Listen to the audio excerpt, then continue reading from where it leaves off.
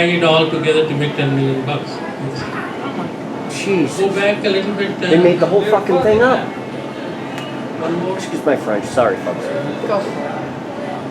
Okay, why don't you click on this press conference button, please?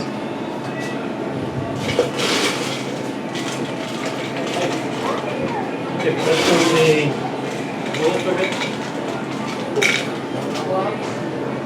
Here, you got to go. Scroll back. Scroll down, scroll down, scroll down. Scroll down. All right, her interview over here. Here it is. Listen now, just listen. Listen to the. Click that one. You want to Good morning, hear what? everybody. Massachusetts Attorney General Martha Coakley. With me this morning, starting from my right, is Detective Lieutenant Robert Irwin of the State Police, assigned to the Attorney General's office. Next to him is Division Chief Nat Yeager of the Medicaid Fraud Division. To my left is Tim St. Laurent, who's the head of our investigations in that division, Medicaid Fraud. And to my right is Assistant Special Agent in charge of the U.S. Department of Health and Human Services Office of the Inspector General, Phil Coyne. And I want to particularly thank Special Agent Coyne for his and his office's assistance in this investigation ongoing. We're here today to announce 118 criminal indictments against 10 different defendants in connection with 4 individual cases of Medicaid fraud. Fraud by providers, by companies who are providers of health care services who contracted with the state, particularly to provide for Medicaid services to people in Massachusetts through Mass Health. These cases highlight So anyway, you can see this is available. This is the only thing available. There used to be a TV press conference that's been scrubbed out. A great TV. Yeah. So anyway, so you can see how they covered it up. The numbers are fake. Next.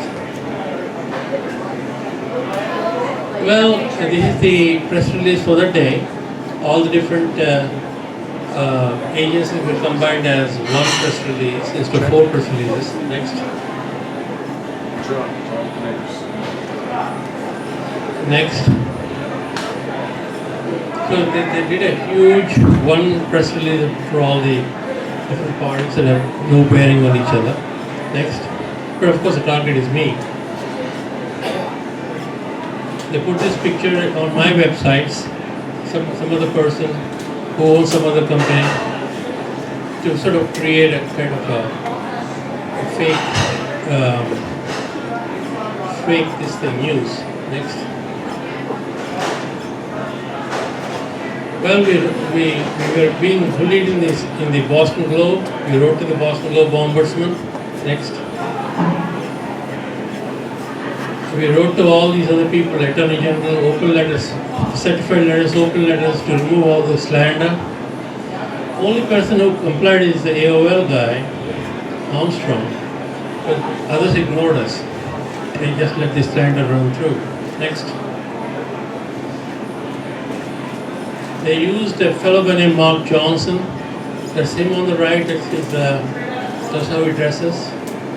To write hate speech about me on the internet. I think he told us that they gave him the software to do it.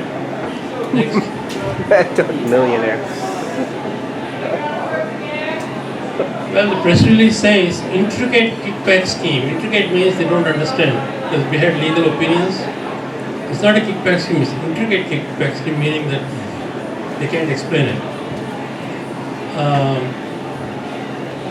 They charged 8 sober houses where I had housing operations, but they only co-indicted because they need 2 hands to clap. So only 4 of the 8 were indicted. So the other 4 were let go. So you can see there's some favoritism playing on. So I billed $100 to $200 per urine test, but I got $76. We showed them that because we have mandatory write-offs. So anyway, this is the press release about me on the 30th. Next. Well, Palm Beach Post at the same time wrote about.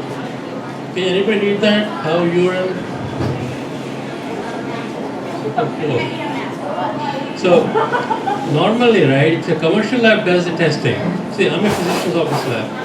Commercial lab does the testing, they have to send it, they keep on sending it to different labs for confirmations. So that's what it says. Among the practices taken concern testing urine on site, so in an office, and then sending the sample to more sophisticated other labs. Even if the urine sample showed no signs of drugs. So basically they're testing water, testing for multiple drugs the client never used. So where drugs like propoxamine that have been banned for 10-20 years, they're still testing for that. Because it's a cheap test. But testing daily, the human body takes 3 to 4 days to excrete everything out. There's no point in daily testing. So we are actually preventing this from happening. It's not that I'm overbilling, but I'm not letting other people bill their $1,000 on the test. That's the problem here. And frequency testing. Okay, next. This is a good article from Palm Beach Post. So, how urine becomes gold, we calculated. If you have one addict under your care, do 3 tests at $1,000 a pop. So that's the cost when you siphon the money from different labs, sister labs.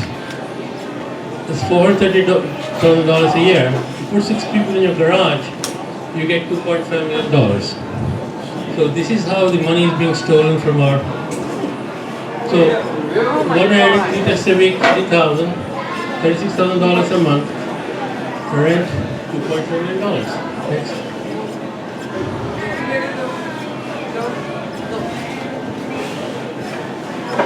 So liquid gold. Apparently Indian cows have gold in the real gold in the urine. We'll talk about it later.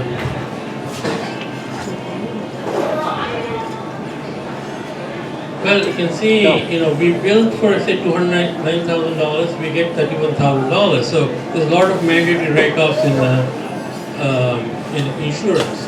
Third parties pay, they don't pay the full amount. Next, please. You can see for the year of 2010, for January we billed $7 million.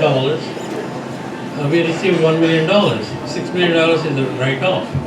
So we don't get all the money we bill for. We get only a fraction of it. Next. You can see out of the money we earned, we spent $9.5 million on payroll alone. So half the money goes to payroll. So money is utilized in a healthy way. Next. And the other half went to buying sites like this. This is where we did our detox in Boston and West Roxbury. Next. Well, she wanted a headline. Next.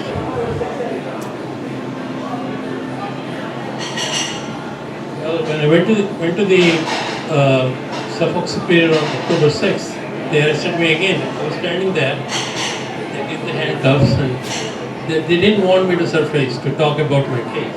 Next. Well, it's the money. Money is being siphoned by commercial labs. There are 5 commercial labs that are our favorites. Willow Lab owned by the Kerry family. The Callaway Lab owned by Gorgillo Redneck, who represents the story was a boy with mom. Autumn Lab owned by Billy Owens, who was the Clinton's ambassador to The Lab Nigeria. USA is owned by the Anybody can have a lab, Islamic Society. You don't need to be a doctor to have a lab. So anybody can have, politicians can have it, anybody can have a lab. And then it's all liquid gold. Lab USA owned by the Islamic Society of Boston, people in there. And the Christian Lab owned by some of our ex-employees. So these labs are not getting the money because I dammed it up upstream and downstream, and I'm doing my own testing. So this is where the money, they wanted that lab testing. They wanted me to write the prescriptions but not test. Send it here, I refused. Next. So you can see the Boston Globe graph tells you the story, real story. The Willow Labs, their business was going down. The Callaway Lab, my business was going up, so they had to knock me out. Mine is done through primary care, so we have a doctor seeing the patient, doctor ordering the test, doctor reviewing the test, and the doctor taking corrective action. the doctor, using the test in a useful way. So these are there in the commercial labs. You don't have that. You send the sample, you lose control. Next. Next. Next. Next slide, please. We can see the whole drama is getting played year after year after year. I've been fighting hard. I had good lawyers for a while and I was fighting them. But eventually they had to take me down with the helicopter and all that. Next. Well, Michael, could you read this for me? Why innocent people plead guilty. Jed S. Rajkov. The criminal justice system in the United States today bears little relationship to what the founding fathers contemplated, what the movies and television portray, or what the average American believes. By 2000, the number of cases that go to trial had decreased to less than 6%, and by 2010 to less than 3%, where it has remained ever since. The practice of plea bargaining never really took hold in most other countries, where it was viewed as a kind of devil's pact that allowed guilty defendants to avoid the full force of the law. But in the United States, it became commonplace. Yeah. So what happened is I was fighting hard, but they took away all my safeties and money was depleted. And then they made me plead guilty to one count of theft of $250. And spent 8 months and 4 days inside Suffolk County House of Corrections. It's hard to fight. They're all green sheets. They give you a green sheet, sign it, plea deal, plea deal, plea deal. It's like a sale on plea deals. Inside.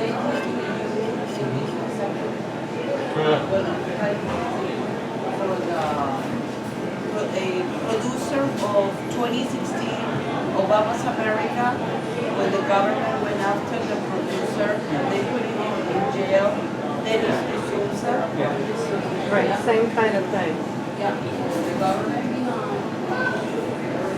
So it is not republic, democracy anymore. It's basically tyrannical forces, especially during the period from 2006 to 2014, where our state legislature, the governorship, everything is in one party's control. There's no checks and balances anymore.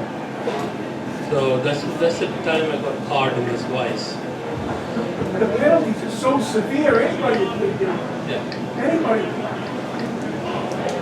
So there's no. Well, here's the thing you got to understand about plea bargaining is that what's so great about being in the position I am with the Tea Party and just as a writer is that we did here in the Worcester Tea Party we wrote for Pioneer and Heritage Foundation. We did an expose on the court system and plea bargaining. Plea bargaining is it's a revenue generator is what it is for the courts and for the states. I mean, do you have $1,000? Do you have $5,000? Do you have $20,000 for a lawyer? Okay, let's say even if you are guilty, do you have $50,000? You don't. You got to get a public defender. The public defender works for the court. It doesn't work for you. It works for the state and it works for the court. Plea bargaining is a way for, okay, yeah, I'm guilty. Okay, I'll pay these fines. It's just a revenue generator. Yes, I go on probation, which guess what? You got to pay money every month. You got to show up every month. It's a revenue generator. Is what it is. Somebody like Dr. Kishore, with his accusations, is quite literally, he's in a mousetrap, rock in a hard place. And if you want to fight this, it would cost him millions of dollars, and if they found him guilty, gone. He would not be standing here today speaking to you. He would not. So what he ends up doing is taking a plea bargaining, paying the devil's due. He just put it up there. And it's just a revenue generator. That's what it is. It just generates revenue for the state. And it does not exonerate the accused. So this is the problem we are facing here. You know, we've got a drug epidemic going on. We've got beautiful people like Joaquin worked hard in the trenches to get people out of the murky waters of addiction to safety. We had moms. We made coalitions so that we don't have to give them methadone, Suboxone, put them into unhealthy places like detoxes and rehabs. And we worked hard, but the problem is they want people to be addicted, they want people to be in some sort of crisis so they can give the Narcan shot. You have that Narcan shot anywhere? See this is nothing but a toy. Shocks you. Watch that mic. Watch that mic. Close to the mic. If you are ready to use, pull off red safe to inject. Place black end against outer thigh. 5, 4, 3, 2, 1. Injection complete. Watch that mic. It's only good for one time. And $6,000, $4,000. And this is what they're selling. We give you a shot. So we can see we are in a swamp. So basically. Just hold on a second. We are in a swamp, you know, we got the cronies, like I told you the labs are owned by cronies. We got fake news. We got foreign influences, Chinese bringing in tons and tons of fentanyl. We got corruption at the state level. And this is what we are owning here, lies, you know, total fabrications. What do we do? Any ideas? Fire everybody. Take the country back. I think we've got to get organized. I mean, we've got to get mad and get even. Yep. Expose the enemy. Next slide. Well, there are so many elements in my, red flags here. Racketeering. Racketeering does not happen at the underground level, it happens overground too. AAG, the commercial labs, and the cronies who own it, they can all form a racket. There's prosecutorial misconduct, legal malpractice, feeding fake news. Each one is a topic by itself. Slander and smear tactics, reading my email and violating my rights, private communication with my lawyers. Medical board, I use the medical board I sent a patient who has been intoxicated in a sober house to a hospital by asking for transportation. They say that's a crime. Everybody does it. 1,800 psychiatrists wrote on my behalf. They suppressed that evidence, saying that Kishore did just the right thing, we'll all do the same thing. There are 60,000 petitions for Section 12A, transportation every year. But they choose me to target me from the board. Civil courts, to gain information, they made a company sue me so that they get my information before the trial. Medical professionals, people who don't have medical credentials, they were made to say I was doing excessive testing. We did testing 3 times a week. On the day they get their paycheck, Thursdays, and then they're followed out from the program till Sunday night. When they came back on Sunday night, and once in a week random. That was done before I took over the addiction treatment in the state and after I left. But that's the accusation against me that I was doing too much testing. You should only test once a month. Deliberate targeting, stifling innovation, loss of morality and ethics, which is the book that Dr. Jindra is going to write about. Careless disregard for life and limb. People are dying. They just skyrocketed after a course of our practices. Strong arming, disregarding public good, public health, agenda-driven prosecutions. So there are a lot of issues here. Next. Well, Paul Ray, one of my Red Meat supporters, he wrote a blog. It's kind of a little crude, but it sort of tells you the message. It's no longer available, but you can get it on the archives. If you want to sign, give me your email addresses. I can send you some information on some of the information. It will be useful to you. Not just my case, but this can happen repeatedly again and again. And unless you are forewarned and forearmed, you have no defenses. They come at you from an angle you don't know how to defend yourself. So what has our country become?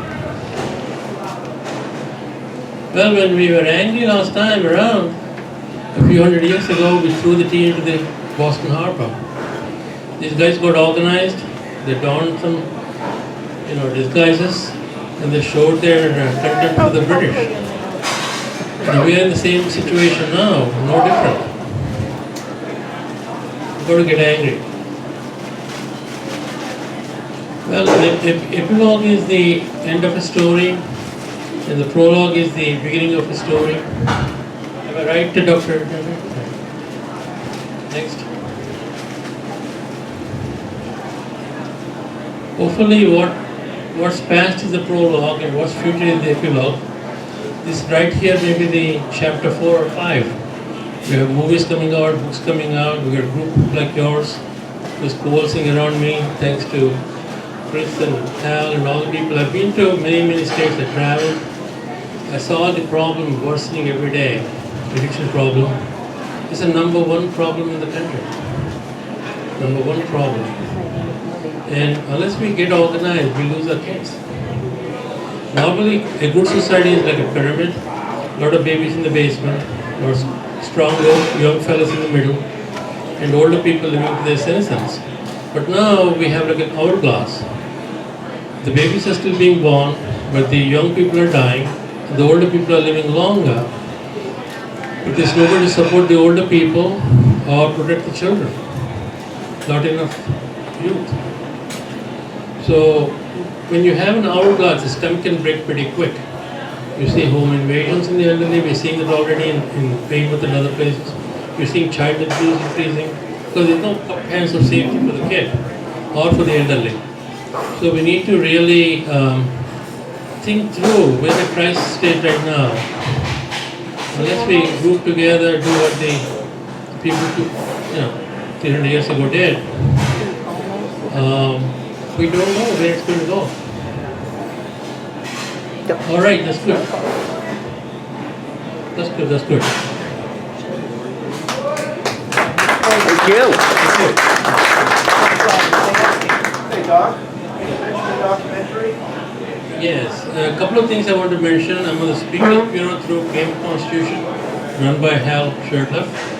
And thanks to him, I did a tour of all the main cities. We had beautiful videos and a lot of information I absorbed. I've been to upstate New York, in many places, and I want to thank Hal for bringing me to many places. I would never have gone.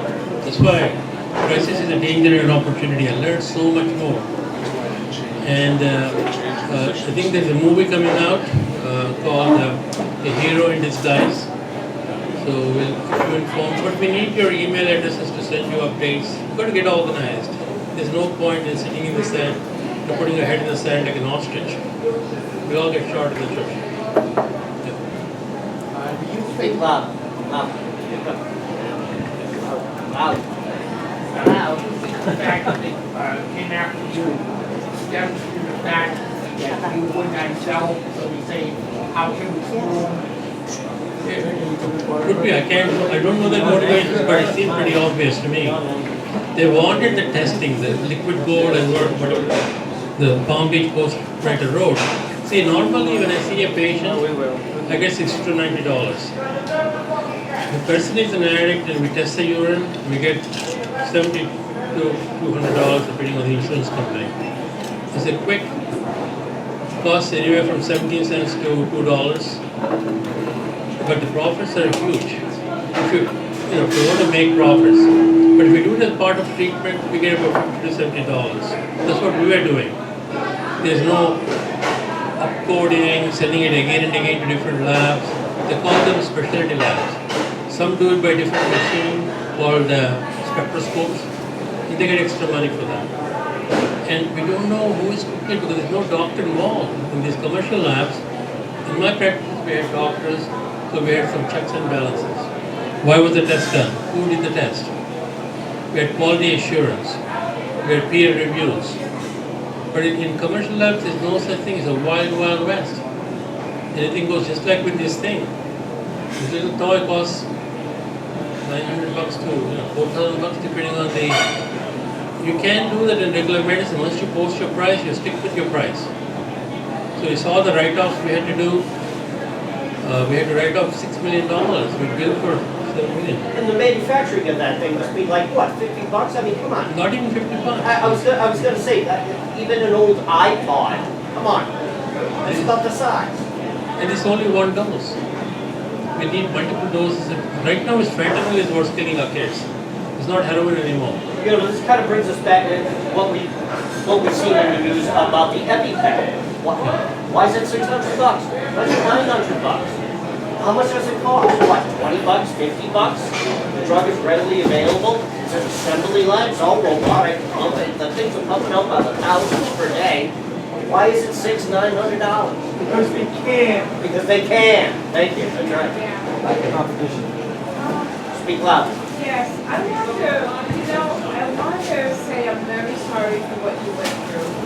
It's very hard, and I appreciate your practice and what you have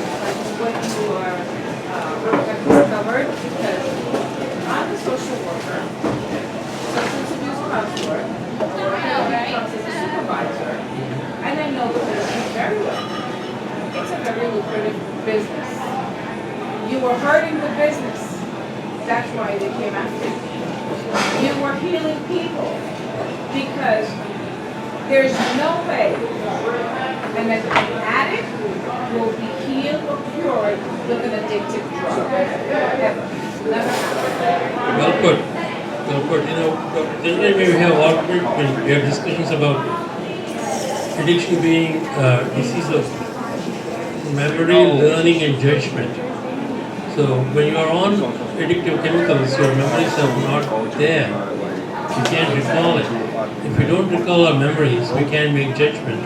So people make stupid choices. A lot of these people who are on marijuana drive on the wrong side of the road. They forget what side they have to drive. They take, somehow it happens in the brain. A lot of these centers don't recognize the signals right. Normally, we say it is 8 inches long. Your addictive drugs may look like one centimeter long, or it could be like 2 feet. So they don't have the sense of proportions. So this is what's all gone. The memories are bad, the judgment is bad. So they make they make poor decisions. So you got to get them to a sober state. It's painful. When they are sober, their life is full of pain. But if there's a person like Joaquin, he's an awesome counselor, awesome, non-judgmental. He can lead anybody to the water. Normally it's very hard to lead a horse to the water. But we have people like Joaquin, who's a horse whisperer, an addict whisperer.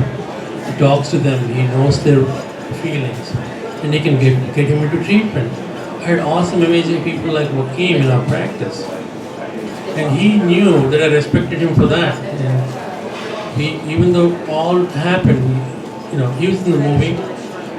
We remained friends. We talk about what's happening. So we need people to work together. It's people helping people. Yeah.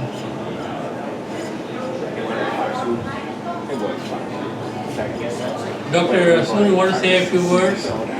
We like your lively way of saying, come on up here. No, I'm speechless. It's good, it's good, it's good. Thank you for sharing the story. Very important. Thank you. Thank you, Dr. Kishore. Thank you so much. Folks, this is what we do here at the Whiskey Tea Party. I got to do shameless advertisement, shameless marketing. Our fishbowl, please everybody hit it. We'll be back here next month. Where has Linda left the house? I think Linda's left the house. Linda will be coming back next month at the end of March, and we'll be back here at the Canal Bar. I want to thank the great doctors and Michael Gendre and Dr. Joaquin Rodriguez and Dr. Kishore. Until next time, thank you everybody. And we are here at the Compass Tavern. That's right, this is our new Dick's. So thank you everybody. Enjoy your evening. Thank you.